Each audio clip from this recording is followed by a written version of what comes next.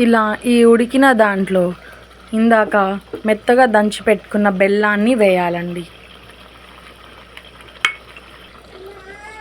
ఇలా బెల్లం వేసిన దీంట్లో మనం ఊరికే కలిపెట్టకూడదండి. ఒకసారి కలిపెట్టుకొని వదిలేసేయాలి, లేదంటే ఈ గోధుమ తాలికలు అనేవి విరవిరా విరిగిపోతాయి. దీనికి పాకం అనేది వచ్చేసిందండి. పాకం అనేది ఈ విధంగా రావాలి.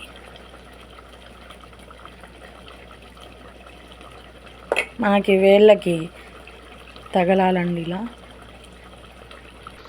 ఇప్పుడు దీంట్లో 1 కప్ పాలు అనేది యాడ్ చేసుకొని బాగా కలుపుకోవాలండి. పాలు వేసిన తర్వాత వీటిని బాగా మరిగించుకోవాలండి. పాలు అనేది వేసినాక దీంట్లో బాగా కలిసిపోయి మరిగిన తర్వాత స్టవ్ ఆఫ్ చేసుకొని సర్వ్ చేసుకునేది పాల తాలికలు రెడీ. ఇలా బాగా ఉడికించుకున్నామండి. ఇంకా స్టవ్ ఆఫ్ చేసేసుకొని సర్వ్ చేసుకునేది ఎంతో నోరూరించే బెల్లం పాల తాలికలు రెడీ. మీరు కూడా మీ ఇంట్లో తయారు చేసి టేస్ట్ చేసి కామెంట్ చేయండి ఎలా ఉందో. Thank you for watching.